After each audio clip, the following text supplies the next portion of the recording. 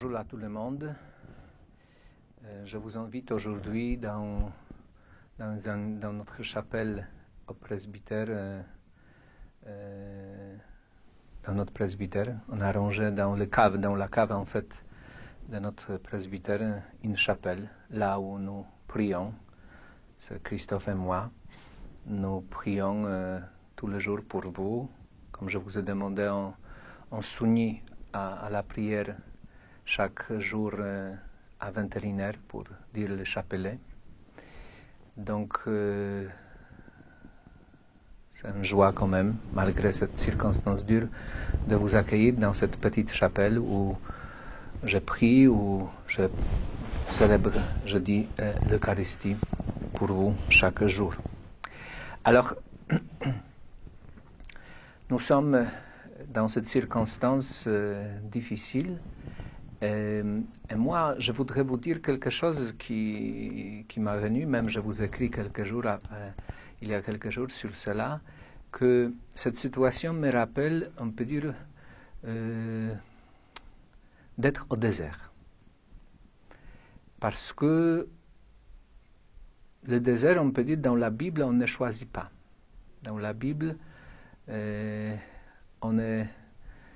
sommes forcés. Le peuple juif était forcé d'aller au désert. Et enfin, même dans l'évangile de Saint Marc, par rapport à Jésus, il est même, il y a une expression grecque, ekbalei, c'est-à-dire il était jeté par l'Esprit Saint au désert. Je crois que ça correspond bien à notre situation d'aujourd'hui. Que dans ce confinement que nous vivons depuis quelques jours, ça nous rappelle justement que nous sommes plus ou moins justement au désert. Il y a quelques mois, je vous ai dit quelques semaines, je vous ai dit qu'on a commencé notre carême, je vous ai dit que c'est bien de partir au désert. Aujourd'hui, justement, on n'a pas le choix. Nous sommes justement au désert.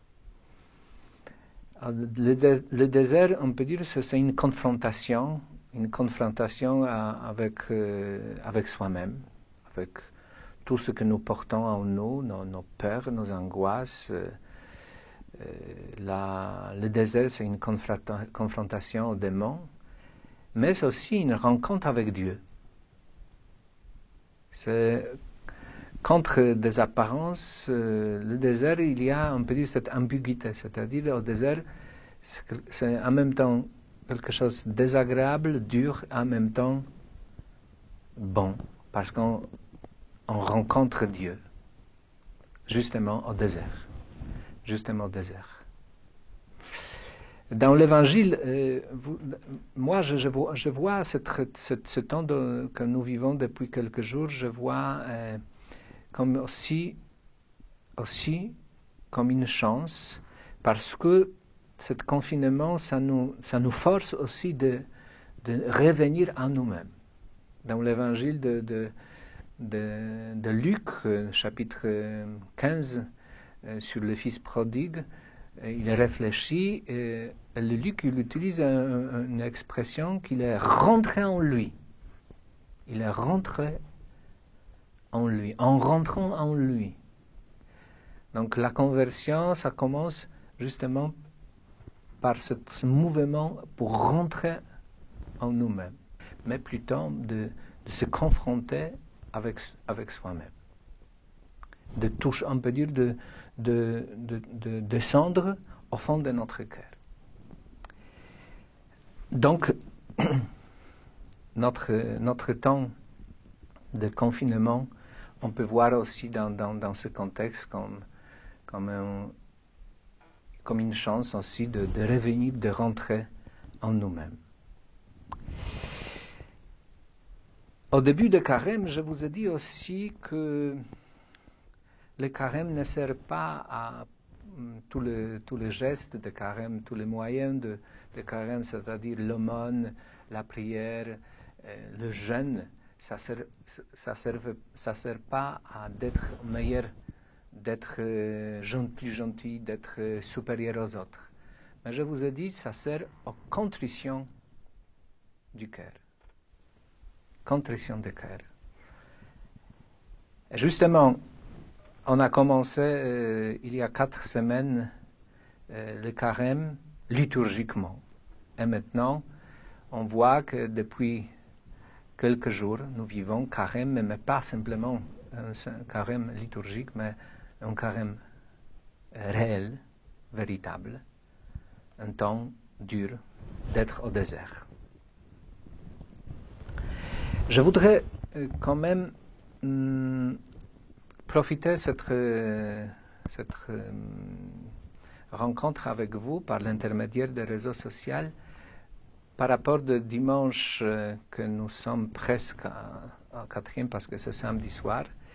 Donc je voudrais vous transmettre un commentaire sur l'évangile de 4e dimanche de carême. C'est l'évangile sur la guérison de l'aveugle-né. Il faut voir dans cet évangile de Saint Jean, il faut voir que cette rencontre, cette guérison, ce texte, il est écrit probablement, ce sont des années 90, même la fin du premier siècle. Donc, c'est déjà quelques générations de chrétiens qu'ils ont vécu, qu'ils ont eu leur propre expérience. Donc, l'auteur de l'évangile de Saint Jean, il nous montre, il nous transmet aussi son expérience de sa communauté, de sa vie dans sa communauté, de vie chrétienne. Donc, par exemple, ce texte d'aujourd'hui, il y a beaucoup d'allusions au baptême. Au baptême. On va regarder, on va voir dans le texte de quoi il s'agit. Parce que le baptême, justement, pour les premiers chrétiens, ça s'appelait aussi, on peut dire, qu'un sacrement d'illumination, d'être illuminé. Pas dans le sens d'aujourd'hui, qui est plutôt péjoratif, mais dans le sens positif. Être illuminé, c'est-à-dire être illuminé intérieurement, c'est-à-dire voir, reconnaître Jésus comme le Sauveur. Alors, je voudrais avec vous analyser un peu ce texte de l'évangile de dimanche. Donc, tout au début de ce texte, on lit « À ce temps-là, en sortant du temple, Jésus vit sur son passage un homme aveugle de naissance. » On s'arrête tout de suite sur le regard de Jésus. Ça, on peut dire, c'est un regard c'est l'initiative de Jésus qu'il voit d'abord son aveugle-né, et c'est celui, Jésus, qui le voit. C'est son initiative, c'est un regard qui commence. Et je vous ai dit que dans l'évangile, par exemple, de Marc, le regard de Jésus, c'est quelque chose de très important. Un regard qui change le cœur. Même dans chapitre 10, si je ne me trompe pas, dans l'évangile de Marc, on lit on peut dire que Jésus, il voit un homme, et il regarde, un homme riche, il regarde et il l'aima. Un regard qui est plein de l'amour, qui change le cœur.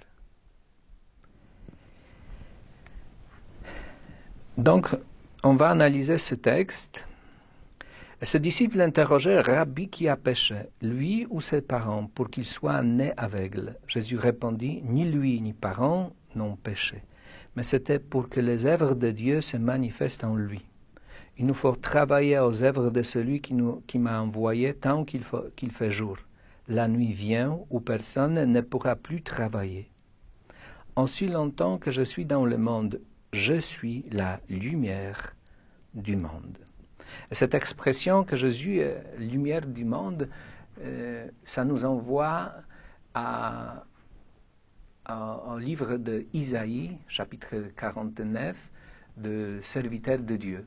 Des serviteurs de Dieu qui qui est, on peut dire, que Dieu il choisit pour qu'il apporte la lumière aux nations. Donc Jésus, on peut dire, il est comme un serviteur de Dieu qui apporte la lumière. Même c'est lui qui est la lumière du monde, qui apporte la lumière. C'est très intéressant. Qu'est-ce que ça signifie? La lumière du monde. La lumière du monde. Jésus est la lumière du monde. Sans lumière, il y a des ténèbres. C'est intéressant. Alors, cela dit, Jésus, il cracha à terre et avec la salive, il fit de la bouée, puis il appliqua la bouée sur les yeux de l'aveugle et lui dit, « Va te laver à la piscine de Siloé ». Ce nom se traduit « envoyé ». L'aveugle y alla donc et il se lava. Quand il revient, il voyait. Alors, ce geste, quand Jésus cracha à la terre avec la salive, il fit la bouée. Ça nous, probablement, l'évangéliste, il fait une allusion à la création de l'homme qui fait de la poussière. L'homme qui est, on peut dire, modélé par Dieu, Dieu qui est dans une image comme un potier. Et pourquoi c'est important? Parce que dans cet évangile, Jésus, par ce geste, l'évangéliste, il veut nous montrer que ça se passe une nouvelle création, justement par l'acte de baptême. Parce qu'on voit que d'abord, cette piscine, ça s'appelle piscine Siloé, ce nom se traduit envoyé. L'évangéliste il nous donne cette expression, cette traduction envoyée pour donner une allusion. En fait, c'est Jésus qui est envoyé. Jésus qui est envoyé, pas dans l'évangile de Jean. Jésus s'appelle lui-même, je suis envoyé par le Père. Donc, d'être baptisé, ça signifie, on peut dire, ça signifie d'être plongé en Jésus-Christ. D'être plongé en Jésus-Christ. Ça signifie d'être baptisé. Donc, moi, je vous répète souvent que le baptême, ce n'est pas simplement un geste, ce n'est pas une magie, ce n'est pas un rite, ce n'est pas simplement une initiation. C'est un geste qui commence un processus de transformation en Jésus-Christ. De transformation en Jésus-Christ. Le baptême, c'est un commencement de cette transformation en Jésus, chacun de nous, que nous puissions devenir comme Jésus-Christ. C'est-à-dire concrètement, quelqu'un qui aime Dieu de tout son cœur, de toute son âme, de toute sa force, et qu'il aime les autres, attention, jusqu'à donner sa vie. Alors, on passe la suite. Et ce voisin et ceux qui l'avaient observé auparavant, car il était mendiant, dirent alors, n'est-ce pas celui qui se tenait là pour mendier? Dans les autres traductions, dans le texte grec, il y a celui qui était assis pour mendier. Pourquoi cette expression est importante? Parce que ça montre, on peut dire, cette identité de cet homme. On peut dire, avant d'être guéri, avant, si on voit symboliquement cette scène, avant de son baptême, il était spirituellement immobilisé, assis, et il était mendiant, c'est-à-dire celui qui est dépendant des autres. Donc, le baptême nous donne la liberté, nous donne un dynamisme, c'est-à-dire quelqu'un qui suit d'abord, qui n'est pas immobilisé, mais qui suit Jésus-Christ. Dans l'évangile de Saint Marc, je vous ai dit déjà, dans l'évangile, il y a aussi un acte, une guérison de l'aveugle. C'est Bartimée qui est guéri.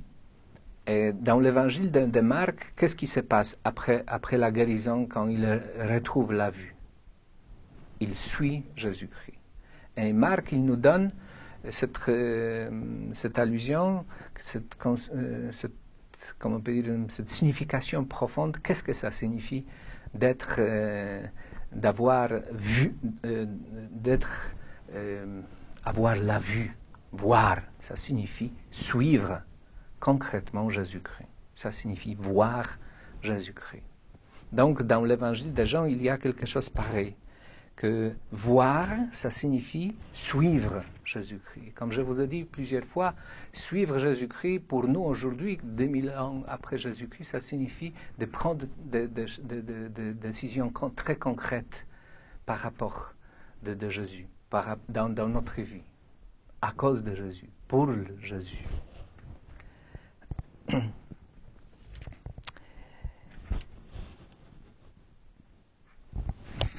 Ensuite, je ne vais pas analyser tout le texte, mais à ce moment-là, il y avait cet interrogatoire, celui qui était guéri, il était demandé, il était questionné par plusieurs personnes. Comment ça s'est passé par les pharisiens? Est-ce que c'est celui qui était vraiment le même, etc. À un moment donné, il y a une expression. Comment un homme, d'autres disaient, comment un homme pécheur peut-il accomplir des signes pareils? Ainsi, donc, ils étaient divisés. Et cette expression divisée, qui est une traduction d'expression grecque schisma, c'est pas par hasard que l'évangéliste il met ici. Parce que, comme je vous ai dit, l'évangile de Jean est écrit plusieurs générations après Jésus-Christ. C'est la fin du premier siècle. Donc, pendant des années, on peut dire, les chrétiens, ils étaient au sein du judaïsme. Il n'y avait pas de problème parce que les premiers chrétiens, ils étaient des juifs. Mais à partir à peu près des années 70, c'est-à-dire la destruction du temple, les Juifs, ils ont perdu justement ce point de repère, le temple. Donc, à partir de ce moment-là, le mouvement de courant des pharisiens, il devient plus strict et il cherche, on peut dire, des points de repère. Donc d'abord, le point de repère, c'est la Bible. Donc, à des années probablement 85-90, il y a un synode des pharisiens à Jamna. Donc, par rapport justement pour formaliser le canon de l'Ancien Testament. Et ensuite, c'est aussi un moment où les pharisiens ils établissent 18 bénédictions. Il y a un problème parce que le deuxième bénédiction, c'était plutôt une malédiction contre ceux qui qu'on croyait à Nazaréens, ceux qui croyaient en Jésus de Nazareth. Donc, à partir de ce moment-là, il y a justement cette division entre juifs et juifs chrétiens. Donc, dans le texte, on voit justement, indirectement, l'auteur de l'Évangile nous montre, on peut dire, il fait cette allusion par rapport à cette schisme, cette division. Ils étaient divisés ensuite par rapport, il y a une expression par rapport des parents de l'aveugle. En effet, ceux-ci s'étaient déjà mis d'accord pour exclure de leur assemblée tout ce qui déclarait publiquement Jésus est le Christ. Exclure de leur assemblée tout ce qui déclarait publiquement que Jésus est le Christ. Donc, ce texte nous montre aussi, justement, probablement, la situation des années 90. Cette séparation définitive de judaïsme et de christianisme. Je termine mon commentaire pour aujourd'hui.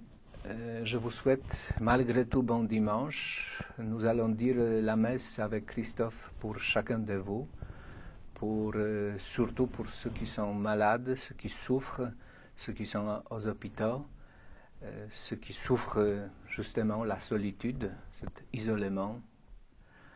Et je vous encourage encore une fois pour que nous puissions tenir notre lien par la prière, bien sûr par le portable, mais aussi par la prière à 21h. Chaque soirée à 21h, nous pourrions dire ensemble en union le chapelet. Merci.